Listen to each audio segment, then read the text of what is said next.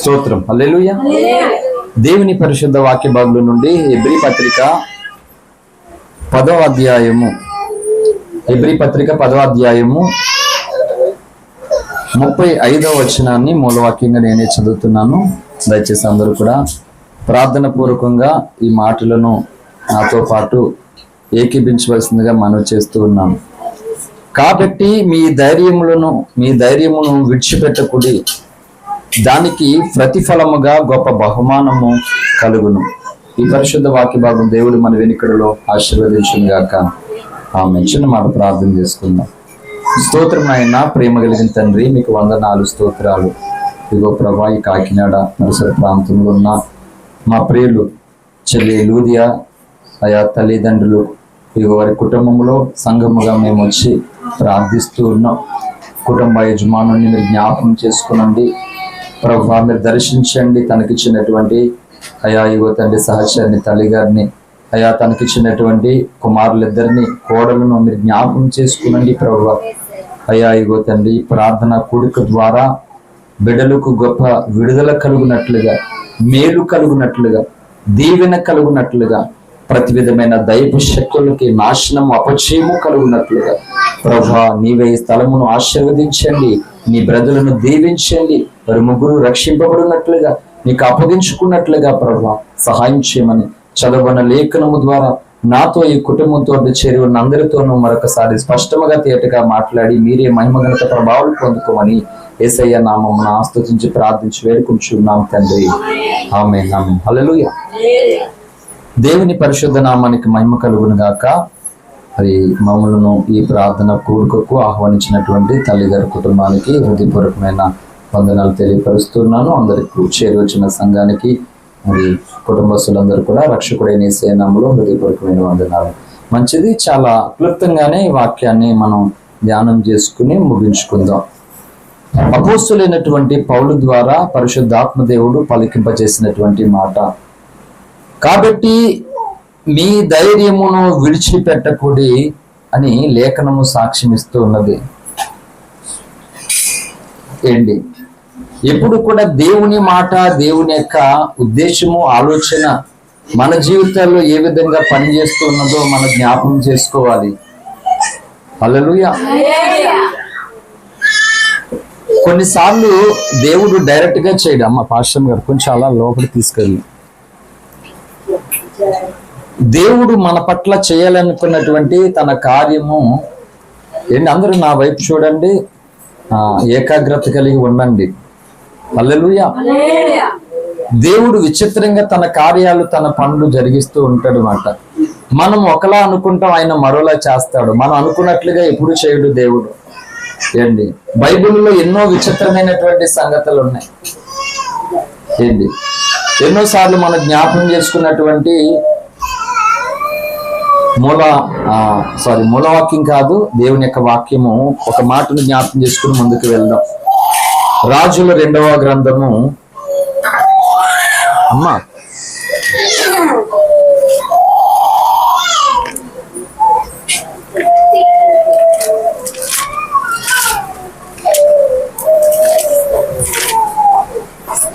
ఉంచండి, live disturb అవుతుంది.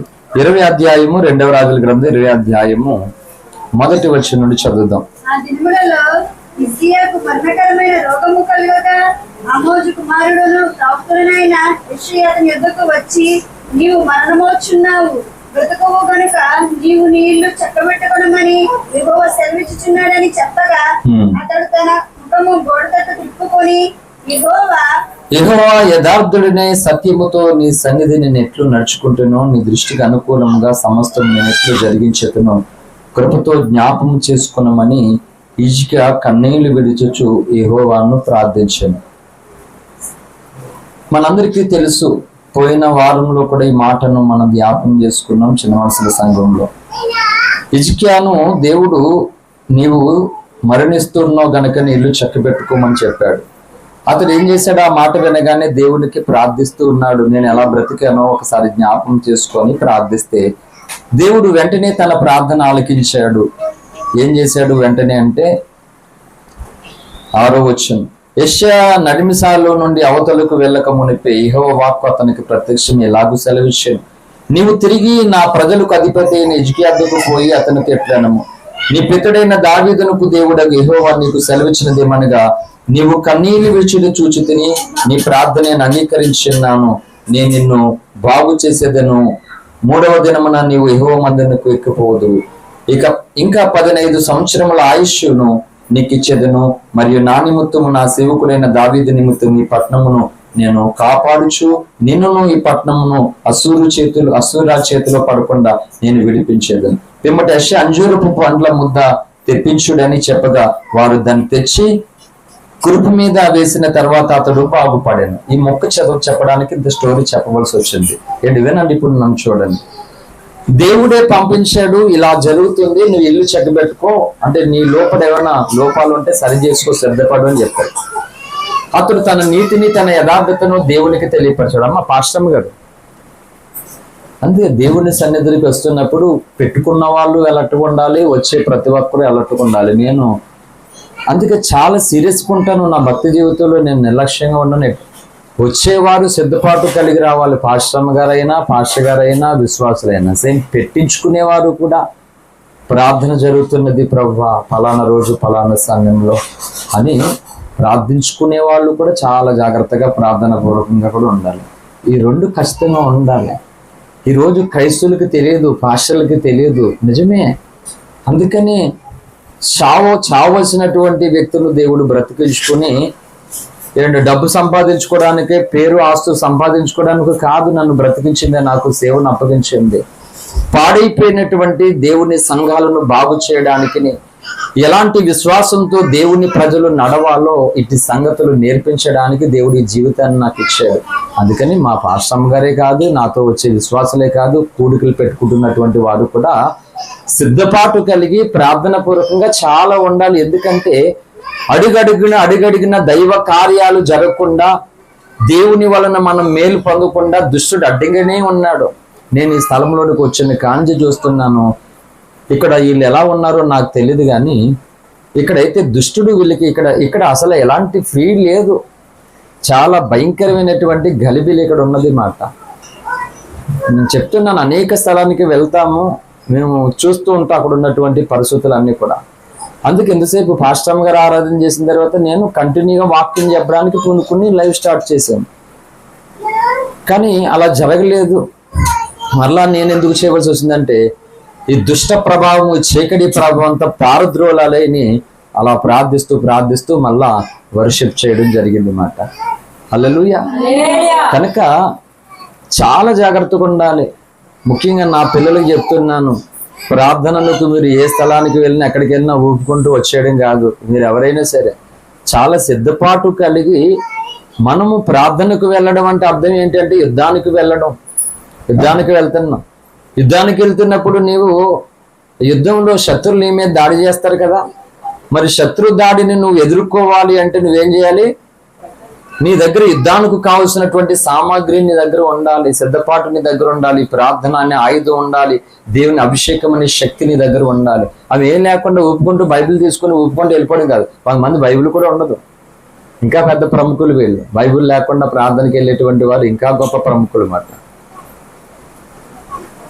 అందుకని అపోస్తులైనటువంటి పౌలు గారు ఈనాటి సంఘ సేవకులు కానీ విశ్వాసులు కానీ, మీరు ఇంకొకరిని ఫాలో అవ్వడం కాదు, నన్ను ఫాలో అవ్వాలి మీరు అని చెప్పాడు పౌలు గారు. అందుకని పౌలులాగా ఎవరైతే నడుస్తూ ఉన్నారో వారిని మనం వెంబడించకపోతే చాలా నష్టపోతాం. హల్లెలూయా. ఓకే, అయితే చదవబడినటువంటి మూలవాక్యము మీరు ధైర్యమును విడిచిపెట్టొద్దు అని చెప్పింది. అంటే దేవుడే మాట్లాడుతున్నాడు. దేవుడి మాట ఎలా ఉంటదంటే మనం అనుకున్నట్లుగా ఉండదని చెప్పాను. మనం ఒకలా అనుకుంటే ఆయన మరోలా చేస్తాడు దేవుడు. ఏంటి అందుకని నేను ఈ యెషయా 2వ రాజుల గ్రంథం చదివించి హిజ్కియా కవుని చెప్పాను. అయితే దేవుడే హిజ్కియా మరణిస్తాడని చెప్పగా ఆ భక్తుడు ప్రార్థన చేసి, ప్రభువా నేను నమ్ముకున్న కాంచి నీ పట్ల ఎంత యథార్థంగా నీతిగా బ్రతికానో ఒకసారి జ్ఞాపకం చేసుకో అంటే దేవుడు జాలి పడ్డాడు, కనికరించి తనకు కృపనిచ్చాడు. మళ్ళా వెళ్ళి తనకి చెప్పు, ముందు వెళ్ళి నువ్వు మరణిస్తావు అని చెప్పావు కదా, ఇప్పుడు ఇంకా 15 సంవత్సరాలు ఆయుస్సునిస్తున్నాను చెప్పమన్నాడు.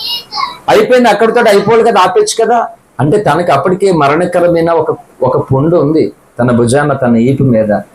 ఇప్పుడు దేవుడు స్వస్థపరుస్తాడంటే కొంతమంది తెక్కలోళ్ళు ఏమనుకున్నారంటే, కొంతమంది పాస్టర్లు, తలతిక పాస్టర్లు ఉన్నారు. ఏంటంట, విశ్వాసం కలిగి మనం ఉండాలంట. ఎలాంటి విశ్వాసం అంటే, ఎంత జబ్బు వచ్చినా మందు వేసుకోకూడదంట. తీసుకురండి అలాంటి పాస్టర్లు అందరికీ కట్టేసి దోలుదండాకి రాసేస్తాను నేను. హల్లెలూయా. బైబిల్ చెప్పింది అలాగా? బైబిల్ చెప్పిందా? మరి ఆ పాస్టర్ గారికి భార్య ఉంటుంది కదా, ఆ పాస్టర్ గారికి కూతురు ఉంటుంది కదా, మరి వాళ్ళు ప్రెగ్నెన్సీ సమయంలో, డెలివరీ సమయంలో ఏం చేస్తారు ఈ ప్రముఖులు? చెప్పండి యథార్థంగా. నేను పాస్టర్ని తిట్టేవాడిని కాదండి, పాస్టర్లు ఇలా ఉండాలని చెప్పేవాడిని మాత్రం. అది కొంతమందికి తిట్టి అనుకుంటే మనం ఏం చేస్తాం? రెండు వచ్చిన వాళ్ళందరూ నా బస్సు ఎక్కేద్దామని చూస్తామా? నీ బస్సు కాదు అది, నువ్వు ఆ బస్సు ఎక్కి ఇంకో ఊరు వెళ్ళిపోతావు, ఇంకో బస్సు ఎక్కి అంటే ఆమెను తిట్టినట్టు అది కాదు కదా. అదే చెప్తున్నాను. ఇప్పుడు చాలా మంది ఏం చేస్తున్నారంటే, ఏంటి విశ్వాసం అంటే ఏంటంట, మనం ఏ మందు వాడకూడదంట. మందు వాడితేనంటే విశ్వాసం లేనట్టంట. హైదరాబాద్ లో ఒక పాస్టర్ నన్ను క్లాస్ పెడుతున్నాడు ఇలా, అదేంటి మీరు దేవుడి మీద ఆధారపడినట్టు ఎలా అవుతుంది మీరు మెడిసిన్ వాడితే అన్నాడు. మరి ఎలా సార్ ఆధారపడడం అంటే, ఏం మెడిసిన్ వాడకుండా ఆధారపడాలి దేవుడి మీద అన్నాడు. ఓకే అవునా సార్, అలాగే అన్నా. ఇందుకు మీరు ఏం చేస్తారు సార్ అంటే, ఆయన ఎంప్లాయీ నేను. ఆయన కాలేజీలో లెక్చరర్ అన్నమాట. ఆయన పాస్టర్ గారు, లెక్చరర్ కూడా. అవునా, ఎందుకు మీరు జాబ్ చేస్తున్నారు సార్ అని అడిగా. మానేయండి, విశ్వాసంగా ఉండండి. ఇంటికాడ భోజనం చేస్తారా మీరు? అమ్మగారు భోజనం వండుతారా? మానేయండి, విశ్వాసంతో ఉండండి. బయటికి వెళ్ళి ఏం తెచ్చుకోకూడదు, విశ్వాసంతో ఉండండి అని నేను చెప్పేసరికి అయ్యగారి మొత్తానికి అక్కడ గాలంతా ఊడిపోయింది. అంటే యథార్థంగా చెప్పండి, విశ్వాసం అంటే అది మూర్ఖత్వం అండి. ఇప్పుడు ఇదే అంటున్నాను, ఇదే పాస్టర్ గారి భార్యలు, కూతుర్లు, చెల్లెళ్ళు, అక్కలు మరి ప్రెగ్నెన్సీగా ఉండి డెలివరీ టైంలో హాస్పిటల్కి వెళ్ళకూడదా? వీళ్ళు మందులు వేసుకోకూడదా? మళ్ళీ వీళ్ళు చెప్పేది ఏంటంటే కలజోడు పెట్టుకుని చెప్తారు వీళ్ళు. కలజోడు ఎక్కడది? చెట్టు కాసేదా అమ్మ? డౌను. హల్లెలూయా. కలజోడు ఎవరిది? ఎవరు తయారు చేశారు? తాత, మామ. కలజోడు ఎవరు తయారు చేశారు? ఆ కలజోడు ఎలా పడతాలో వచ్చేస్తుందా? రోడ్డు మీద 100 రూపాయలకి అమ్మే కలజోళ్ళు అయ్యి ఏంటి? ఆ సైట్కి ఇంత దూరంలో, అక్కడ అంత దూరంలో నెంబర్స్ పెడతారు, ఏబిసిడ్లు పెడతారు, నెంబర్స్ పెడతారు, ఒక కన్ను మోస్తారు. నాకు పడింది ఇంటర్మీడియట్లో, ఊరికి అలాగే చదివేస్తుంటే నేను పడిపోయింది స్పెట్స్. నాకు పడిపోవడం అంటే కింద పడిపోవడం కాదు, నాకు స్పెట్స్ పడింది. హల్లెలూయా. పిల్లల్ని వదిలేండి, పర్వాలేదు. మనం ముందు సైలెంట్గా ఉన్నాం. పిల్ల దయ్యాలు వస్తాయి, పిల్లలతో పాటు పిల్ల దయ్యాలు వస్తాయి, పెద్దలతో పాటు పెద్ద దయ్యాలు వస్తాయి. కాబట్టి పిల్ల దయ్యాలని, పెద్ద దయ్యాలని పారద్రోలడానికి దేవుడు మనకున్నాడు. ఆయన శక్తిని మనం పొందాలన్నమాట. అందుకే నమ్మితే చాలు శక్తిని. హల్లెలూయా. నువ్వే నమ్మకపోతే, కలజోళ్ళు మెడిసిన్స్ ద్వారా ఎంత సైట్ ఉందో, లాంగ్ లో ఉంటే కనబడుతుందా, దగ్గరగా ఉంటే కనబడుతుందో, దాన్ని పెట్టి స్పెట్స్ ఇస్తాడు అన్నమాట. ఏంటి ఇంత మూర్ఖత్వమైనటువంటి దాన్ని సంఘాలకి తీసుకొచ్చేసారండి. ఏంటి మెడిసిన్స్ వాడితే విశ్వాసం లేనట్ట? మెడిసిన్స్ వాడే వాళ్ళందరూ భక్తి లేని వాళ్ళ, వాళ్ళు మారుమనసు లేని వాళ్ళ, విశ్వాసం లేని వాళ్ళ. అయితే ఇక్కడ దేవుడే ఏం చెప్పాడు? యెషయా ప్రవక్త కొంత అంజూరపు ముద్ద తెచ్చాడట. అంజూరపు ఆకులు రుబ్బి పొడి చేసి ముద్ద చేసి దాన్ని పసరా ఆ భుజం మీద అన్నటువంటి పుండుకి వేసాడట. అదేంటి? దేవుడు స్వస్థత ఎత్తే ఎలాగెందుకు ఇవ్వడం? ఆలోచించండి. అపోస్తులైన పౌలు గారు ఎన్నో అద్భుతాలు చేశాడండి, అందరికీ తెలుసు కదా. టైం వేస్ట్ చేయను నేను, లేఖనాల్లో అక్కడ చూపించి టూకీగా ముగిస్తాను. ఎందుకంటే అన్ని స్థలాల్లో అంత ఎక్కువ వాక్యం అవసరం లేదు. నేను అందుకే నన్ను మీరు ఫాలో అవ్వాలి. ఎక్కడ ఎక్కువ వాక్యం అవసరమో, ఎక్కడ స్తుతి అవసరమో, ఎక్కడ ప్రార్థన. మొదటి మనం ఈ కుటుంబ శ్రేయస్ కొరకు వచ్చాం, మిగిలిన వారి కొరకు రాలేదు ఇక్కడికి. అంటే చుట్టూ మనం ఇక్కడ ఏదో చేయాలని రాలేదు. ఈ కుటుంబ ప్రజలకు క్షేమము కలగాలి, వీరికి విడుదల కలగాలని ఆశతో వచ్చాము. ఆల్రెడీ ఆ పని జరిగిపోయింది. హల్లెలూయా. అపోస్తులైన పౌలు గారు నడికట్టు ఎవరైనా తాకితే ముట్టుకుంటే స్వస్థతలు కలిగే. అందుకని అయ్యగారికి బాగా ఇప్పుడు ఎక్కువైపోయి ఏం చేశారంటే కచ్చిపులు ఇట్టుకున్నారు, కచ్చిపులు వ్యాపారం చేశారు. పిచ్చోళ్ళు మనం ఆ ప్రార్థనకి వెళ్ళి ప్రార్థనకి వెళ్ళి బైబిల్ కొనుక్కోరు, కచ్చిపులు కొనుక్కుంటున్నారు. ఎక్కడ కచ్చిపులు? మార్కెట్లో కచ్చిపులు కాదు, తుడుచుకోవడానికి కచ్చిపులు కాదు. పాస్టర్ గారు బిజినెస్ పెట్టుకున్నారండి కచ్చిపులు, తెలుసా? ఆ కచ్చిపులు అంటే అయ్యగారు అమ్మగారు ప్రార్థన చేయగా అభిషేకం ఉందంటే కచ్చిపుల్లోను. ఆ కచ్చిపులు మనం కొనుక్కుని ఏం చేయాలి? ఇప్పుడు బైబిల్లో పెట్టుకోవాలన్నమాట. ఇప్పుడు మనం మరి ఏం చేస్తాం? మనం ఇప్పుడు పెట్టుకుని అంత దిగజారిపోయారండి పిచ్చోళ్ళు. పౌలుని అడికట్టు ముట్టుకుంటే స్వస్థతలు కలిగే, నీడ పడితే స్వస్థతలు కలిగాయి. అలాంటి పౌలు తన ఆత్మీయ కుమారుడైన తిమోతి శ్రేష్ఠ భక్తుడు, బాల్యం నుండి తన అవ్వలో నుండి విశ్వాసాన్ని నేర్చుకున్నాడు, బాల్యం నుండి లేఖనాలు ఎరిగిన వాడట. ఆయన కడుపు నొప్పితో బాధపడిపోతూ ఉన్నాడు, దైవజనుడి దగ్గరికి వెళ్ళాడు ప్రార్థన చేయించుకోవడానికి, గురువు దగ్గరికి. తన కళ్ళ ముందు ఎంతో మందికి స్వస్థతలు చేశాడు పౌలు. ఇప్పుడు అటువంటి తన శిష్యుడికి, తన ఆత్మీయ తండ్రి తన శిష్యుడికి ఇప్పుడు స్వస్థత చేయాలా చేయకూడదా? చేయాలి. వెళ్తే ఏమన్నాడు తెలుసా పౌలు? మీకు గుర్తుందో మరి, తరచుగా నీకు వస్తున్న కడుపు జబ్బు నిమిత్తము కొంచెం ద్రాక్షరసం తాగు అన్నాడు. అదేంటి ఆ మాట పెట్టి ఆయన, ఇదేంటి ఊర్లో అందరికీ బాగోపోతే చెయ్యే స్వస్థతలు చేస్తున్నావు, నేనేమో నేను వెంబడితే నాకు ద్రాక్షరసం తాగాల, సర్లే ఈ రోజు నుంచి నీకు నాకు బొంద అని అనుకోవాలి. మరి పౌలు ఎందుకు అలా చేశాడు? అదే అంటున్నాను, దేవుడు ఒక కార్యాన్ని మన పట్ల చేయడానికి పూనుకున్నప్పుడు మనం అనుకున్నట్లుగా చేయడు. నిజానికి ఇప్పుడు వీళ్ళ స్థానిక సేవకుడు వచ్చి ఇక్కడ ప్రార్థన చేయాలి, ఎందుకో మరి మనం రావాల్సి వచ్చింది ఇక్కడ. అంటే దేవుడు అనుకున్నది వేరే. ఏంటి, మనం వీళ్ళు వాళ్ళని లేదు, కానీ అందరికీ మేలు కలగడానికి, అందరికీ మంచి కలగడానికి మన వంతుగా మన వల్ల అయిన ప్రతిదీ కూడా మనం చేయడానికి మనం వెళ్తాం మాట. హల్లెలూయా. అందుకనే దేవుడు ఏం చెప్పాడు అంటే, యెషయా ప్రవక్తతోటి మీరు వెళ్ళి అక్కడికి వెళ్ళి ఇలా మాట్లాడని చెప్తే యెషయా ఏం చేశాడు? అంజూరపు ముద్ద తెచ్చి వేసుకోమన్నాడు. మరి అది లేకుండా స్వస్థపరచలేడే దేవుడు? మరి పాషలేండి, ఏ మెడిసిన్స్ లేకుండా దేవుడు స్వస్థపరచలేడంటే పరుస్తాడు. మెడిసిన్స్ ద్వారా కూడా స్వస్థత దేవుడు ఇస్తాడు. కాబట్టి ఈ డాక్టర్లను దేవుడు ఎందుకు ఇచ్చాడు? ఎందుకు ఇచ్చాడండి? వేల మంది ప్రజలకు మేలు కలగట్లేదా డాక్టర్ల వల్ల? అంటే ఆ డాక్టర్లు దేవుని ప్రమేయం పరిస్థితి లేకుండా, దేవుడి ఆలోచన ఏమి లేకుండా డాక్టర్లు వచ్చారా? అందుకే అంటున్నాను, దేవుడు ఏం చెయ్యాలనుకుంటున్నాడో దాన్ని మనం ఎరిగి మనం ముందుకు సాగాలి, అది భక్తి. కానీ దేవుడు అనుకున్నది ఒకటి, మనం అనుకున్నది నెరవేర్చుకోవడం అది భక్తి ఎప్పుడు కానే కాదు. కాబట్టి మూలవాక్యంలోనికి వెళ్తున్నాను. ఏం చెప్తుంది అంటే, కాబట్టి మీ ధైర్యమును విడిచి పెట్టకూడి. ఇది మన అంశం. ధైర్యమును విడిచిపెట్టకుండా మనం ఉంటే ఏం కలుగుతుందట? గొప్ప ప్రతిఫలం, గొప్ప బహుమానము. మీ ప్రతిఫలమునకు గొప్ప బహుమానం కలుగుతుందంట. హల్లెలూయా. ఇప్పుడు చెప్దాం, ధైర్యాన్ని విడిచిపెట్టకూడి అని లేఖనం సెలవిస్తుందంటే అర్థం ఏంటి అంటే, ఎలాంటి వ్యక్తి అయినా సరే ధైర్యాన్ని విడిచిపెట్టేస్తాం. అందరూ నన్ను చూడండి ఒక మాట, ఎవరికైనా కష్టం, ఎవరికైనా బాధ వస్తే వాళ్ళని మనం చాలా సింపుల్గా ఆదరిస్తాం. పర్లేదులే, కొంచెం ఓర్చుకోండి, ఏం చేస్తాం మరి, ఇలాగని వాళ్ళని ఆదరిస్తాం. సేమ్ అదే కష్టం, అదే బాధ మనకు వస్తే, అందుకే నేను ఇలా బ్రతుకుతాను. ఎదుటోళ్ళు కష్టం వస్తే ఏదో 2 ముక్కలు చెప్పేసి నెత్తిమే చేసేసి ప్రార్థన చేసి ఈజీగా వదిలేను. నేను నాకు కష్టం వస్తే నేను ఎలాగా ఫీల్ అవుతానో, ఎలాగ గాయం పొందుతానో, ఎలా కన్నీరు కారుస్తానో, ఎలా ప్రభువుని వేడుకుంటానో, ఎదుటివారి కష్టంలోనూ కూడా అటువంటి ప్రసవేదన పడతాను నేను. హల్లెలూయా. కాబట్టి కొంతమంది ఎదుటోళ్ళు కష్టం వస్తే చాలా ఈజీగా మాట్లాడేస్తారు నోరు, కానీ అదే కష్టం రావట్లేదు, వాళ్ళకంటే చిన్నది వస్తే చాలు. అర్థమవుతుందా? అంటే ప్రతివారు తమ తమ జీవితంలో ధైర్యాన్ని కోల్పోయేటువంటి పరిస్థితి ఉన్నది. ఎంత గొప్పవారికైనా ధైర్యం కోల్పోతారు ఏదో పరిస్థితుల్లో అన్నమాట వాళ్ళు. అందుకని లేఖనం ఇస్తున్న సాక్ష్యం ఏంటంటే, ధైర్యాన్ని మీరు విడిచిపెట్టద్దు. ఇది మనిషి చెప్పాడు అనుకో, ఆ మనిషి మాట చెల్లదు. ఇల్లు దాటి వెళ్ళేసరికి మళ్ళీ బాధ మళ్ళీ మామూలుగా ఉంటుంది. ఆ రోజు అయిపోయిన తర్వాత మళ్ళీ బాధ మనకు మామూలుగా ఉంటుంది. కానీ దేవుడే చెప్తే, నువ్వు అలాగే చెప్తాలే ప్రభువా, మళ్ళీ మా బాధలు మాయే కదా అని అంటామా?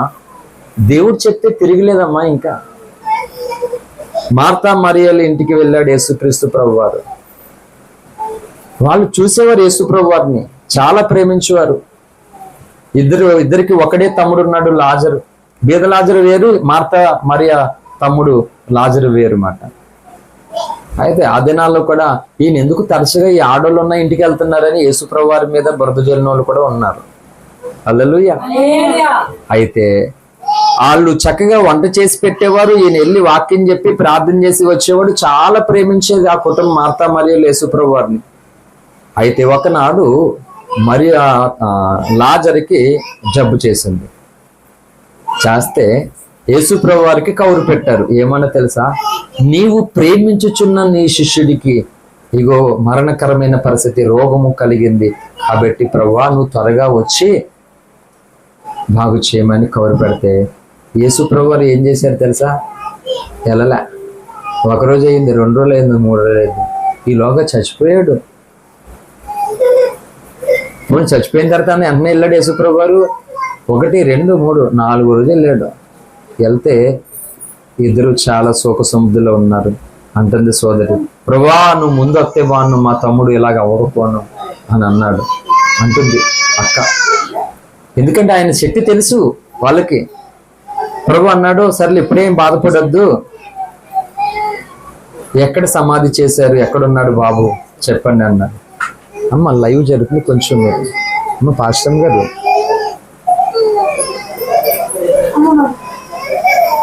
లైవ్ అక్కడ కూడా పెట్టే. అందుకే సేవకుని ఆలోచన వేరు. అందుకే దేవుడు అన్నాడు, నా తలంపులు వేరు, నీ తలంపులు వేరు అన్నాడు.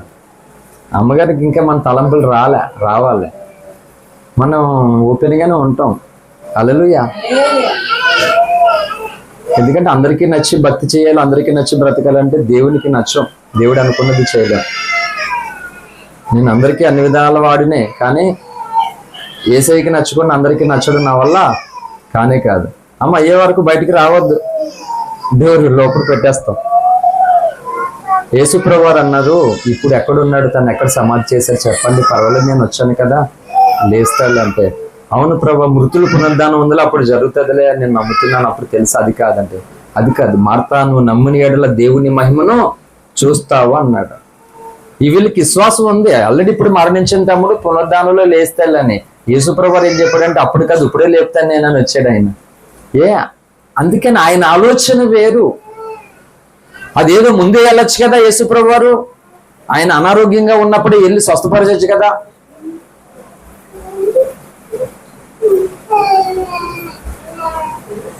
దేవునికి స్తోత్రం.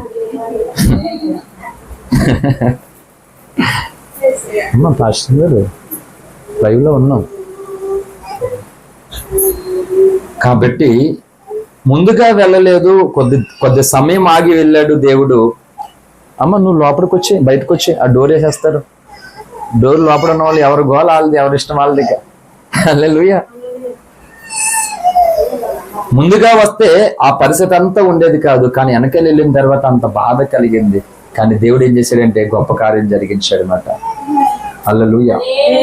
కాబట్టి ప్రతివారు తమ తమ జీవితంలో ధైర్యాన్ని కోల్పోయేటువంటి పరిస్థితి ఉన్నది ఖచ్చితంగా. కానీ ఎలా ధైర్యాన్ని మనం కలిగిన వారిగా ఉండాలంటే, ధైర్యంగా ఉండండి అని చెప్పిన వారిని బట్టి ఉండాలి. హల్లెలూయా. ఎవరు చెప్పారు ధైర్యం కలిగి ఉండాలని? ఎవరు చెప్పారు? దేవుడే చెప్పాడు. అందుకే చెప్తున్నాను, ఈజీగా మాట్లాడేసుకోవచ్చు అందరూ కూడా. కానీ కొంతమంది నిలకడ లేనటువంటి వ్యక్తులు ఉంటారు అన్నమాట. క్షణానికో మాట, గంటకో మాట, నిలకడ ఉండదు, రకరకాలుగా ఆలోచనతో ఉంటారు అన్నమాట కొంతమంది. అలాంటి వాళ్ళు ధైర్యంగా ఉండని చెప్తే వాళ్ళు మాట పెట్టాలని ఉంటామా?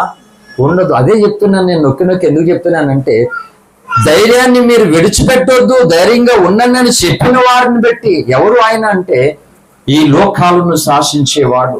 ఆయన కన్నెర చేశాడంటే, సముద్ర తీరములో ప్రయాణం చేస్తున్నారు తన శిష్యులు, వేసిన కెరటాలు ఎగిసిపడుతూ ఉన్నాయి మాట.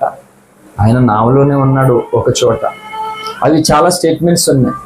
ఒక చోట నావలో ఉంటే, బోధకుడా మేము నశించిపోతున్నాను, నీకు చింత లేదా అని లేపారు.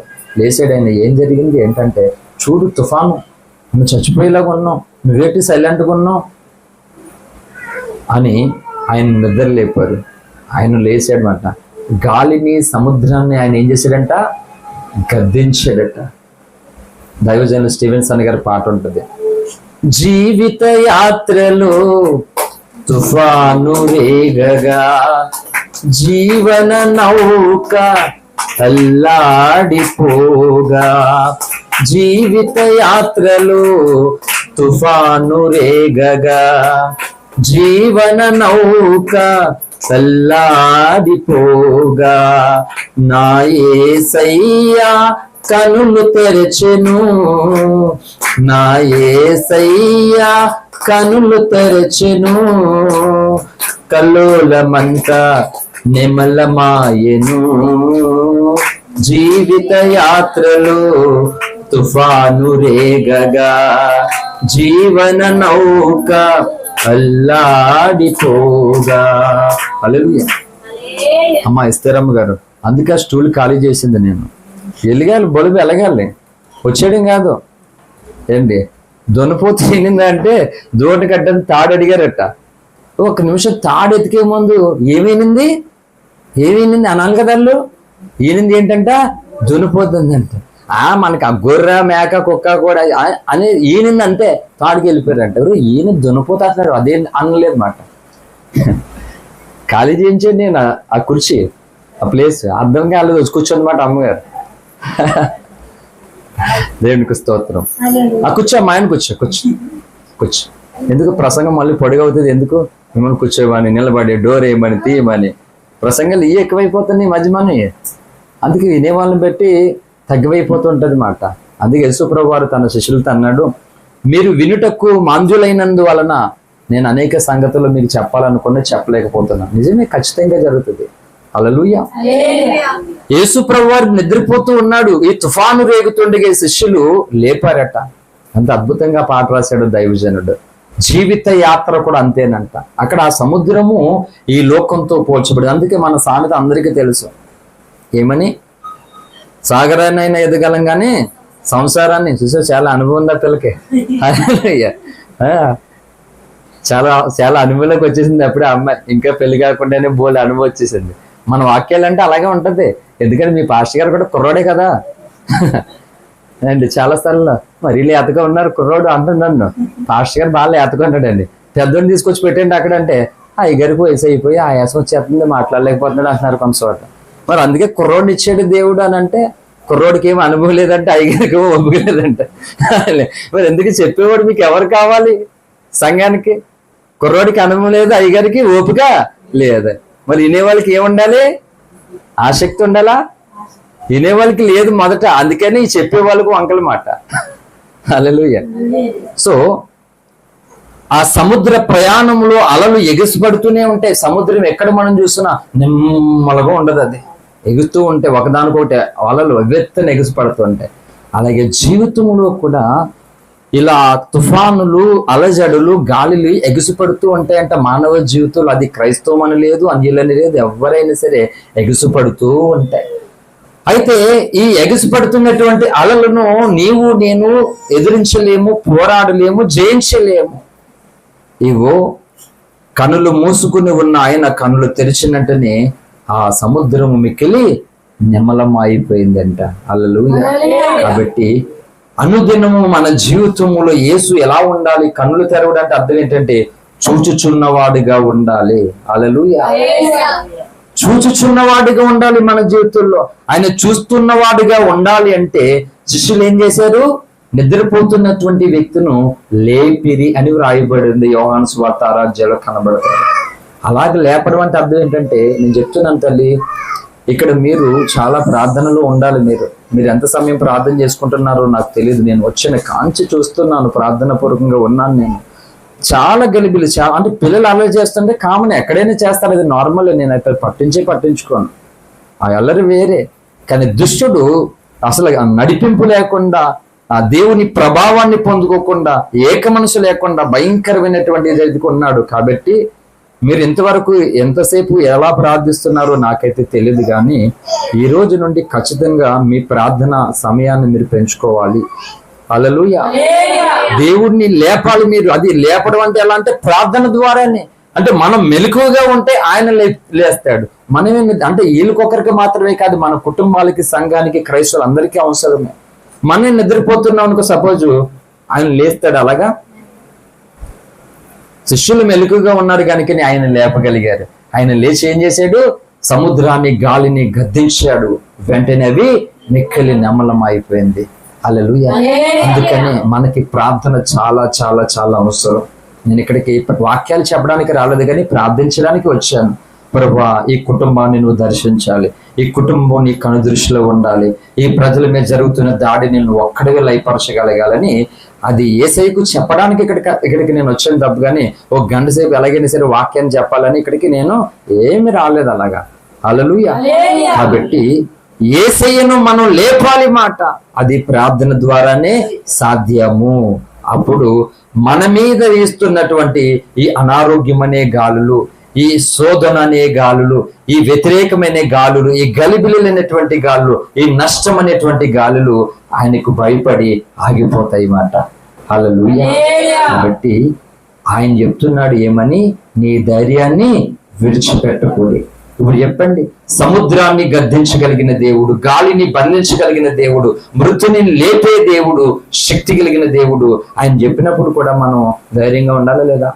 నువ్వు అలాగే చెప్తావు బాబు, మళ్ళీ మామూలే అంటాం. ఆయనకి మనిషి కాదు, మాట ఇచ్చి తప్పడానికి నరుడు కాడు, ఆయన దేవుడు మాట.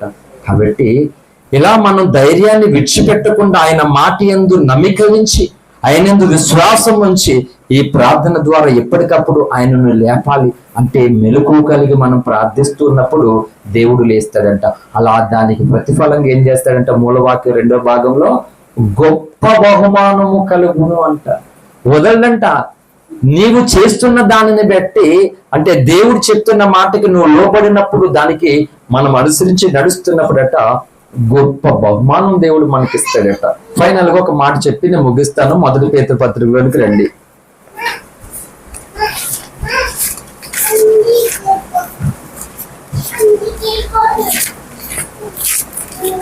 అపోస్తులైన పేతురు గారు రాసినటువంటి 1 పేతురు పత్రిక 1వ అధ్యాయంలోనికి రండి. మనం ముగించుకుందాం. 6వ వచనం నుండి నేనే చదువుతున్నాను. ఇందువలన మీరు మిక్కిలి ఆనందించుచున్నారు గాని అవసరమును బట్టి నానా విధములైన శోధన చేత ప్రస్తుతమున కొంచెము కాలము మీకు దుఃఖము కలుగుచున్నది. ఇది అందరికీ వర్తిస్తుంది. పాస్టర్ లేదు, విశ్వాసం లేదు.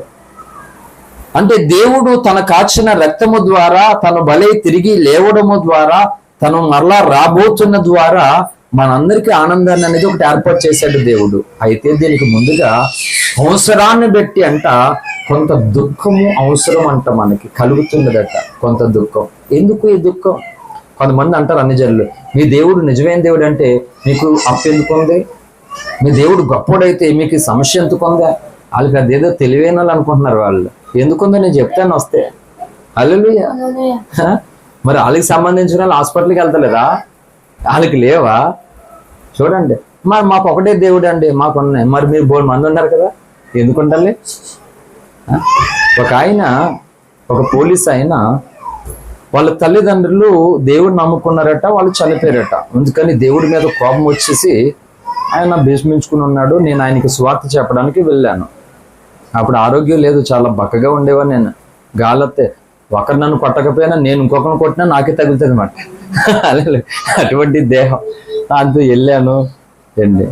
ఆయనతో మాట్లాడుతుంటే ఇలా అన్నాడు, మా అమ్మ నాన్న దేవుడు నమ్ముకున్నారు, దేవుడు వాళ్ళని బ్రతికించాడా? వాళ్ళు చనిపోయారు కదా అన్నాడు.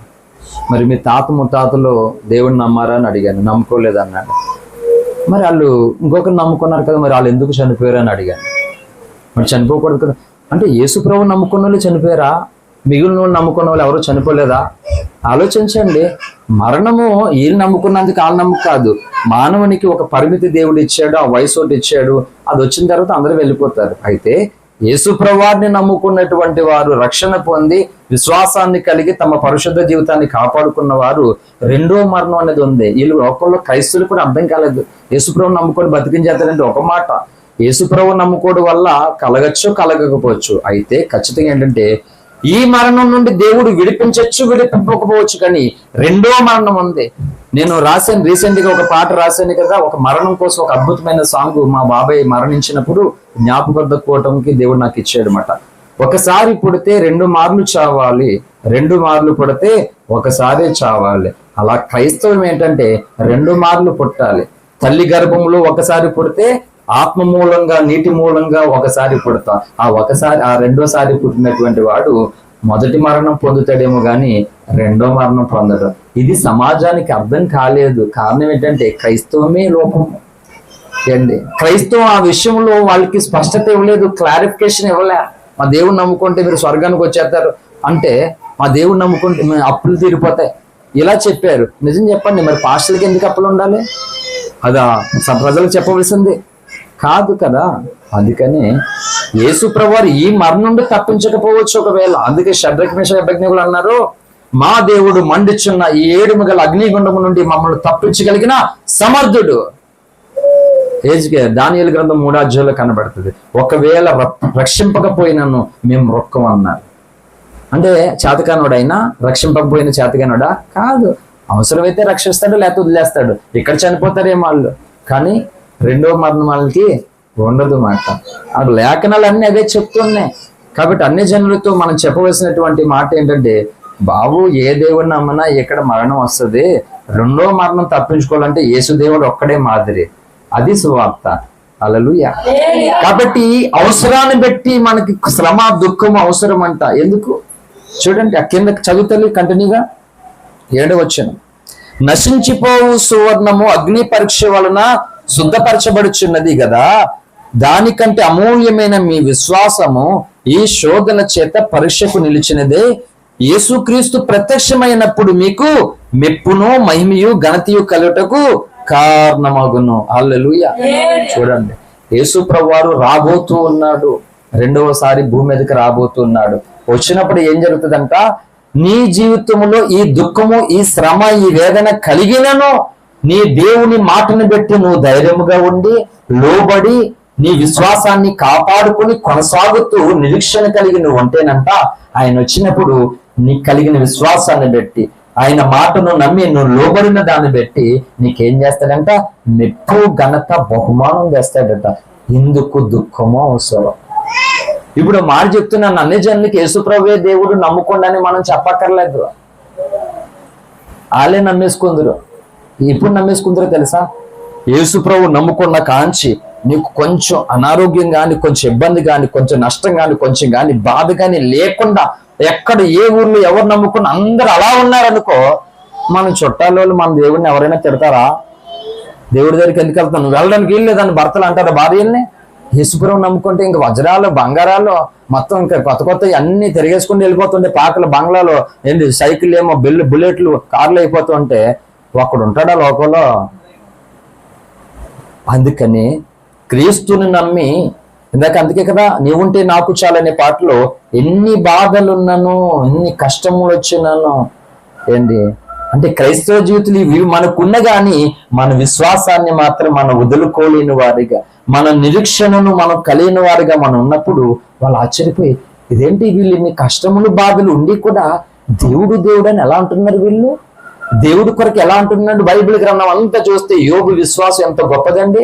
10 మంది పిల్లలు చనిపోయారు, 500 జతల ఎడ్లు, గాడిదలు, ఒంటెలు, ఆవులు మొత్తం అన్ని పోయినాయి.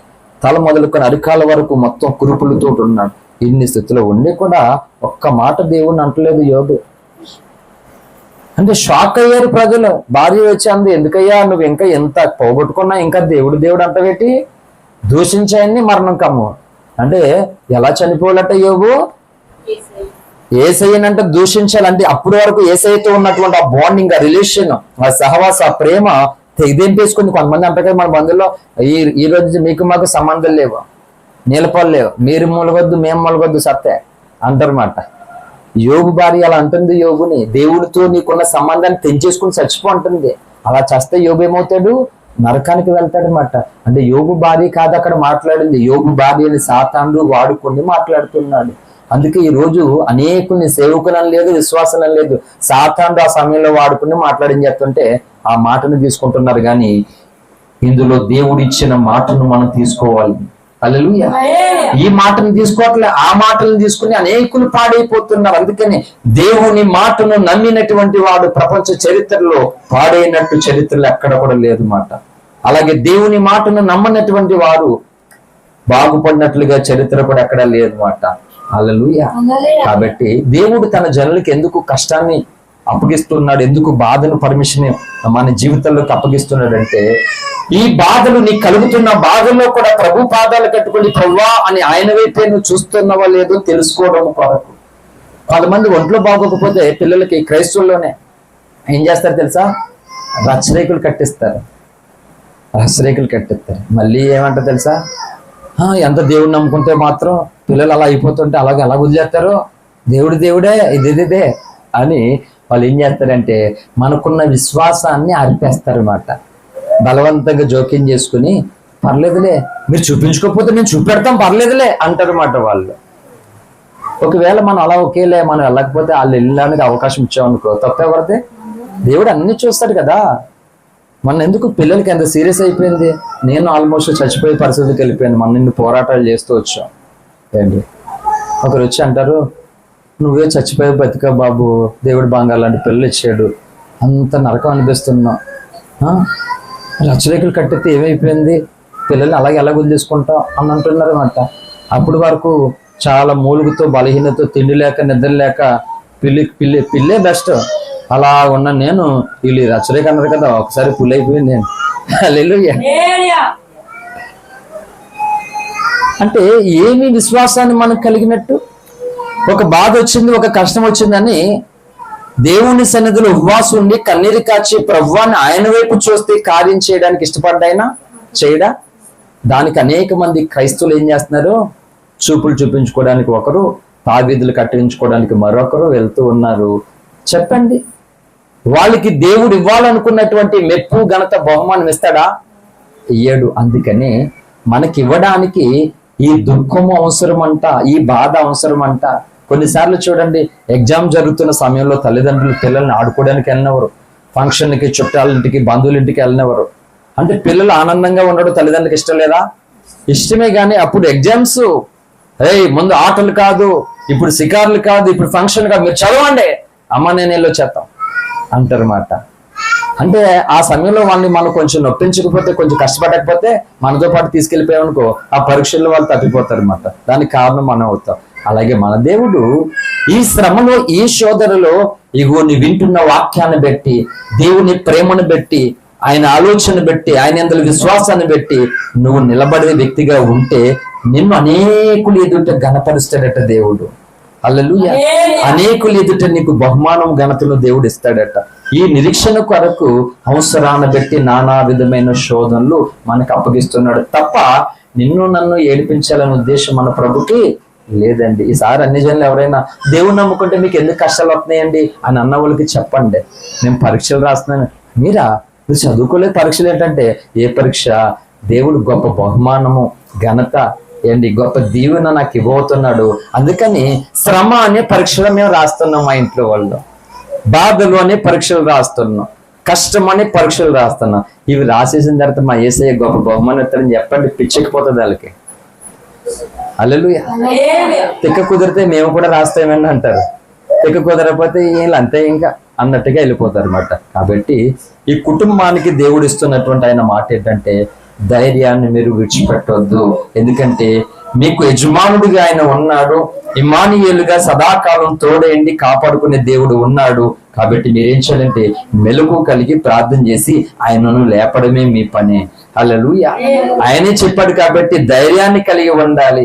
మనుషుల ధైర్యం, మనుషుల మాట కొంత సమయం ఉంటది, కానీ దేవుని మాట శాశ్వత కాలం మనకుంటది. హల్లెలూయా. కాబట్టి ఆయన మాట యందు విధేయులే, ఆయన మాట యందు నమ్మికించి ఆయనకు లోబడి గొప్ప ధైర్యం కలిగిన వారే దేవుడు మనకిస్తానన్న ఆ గొప్ప బహుమానాన్ని పొందుకుందాం. అటువంటి కృపా ధన్యత దేవుడి కుటుంబానికి, మనకి, సార్వత్రిక సంఘానికి అనుగ్రహించును గాక. ఆమేన్. ఆమేన్. Thank you. అందరికీ వందనాలు. ప్రార్థన చేసుకుందాం. అందరూ కూడా కళ్ళు మూసుకోనండి. ముగింపు ప్రార్థనలో మనం ఉన్నాం.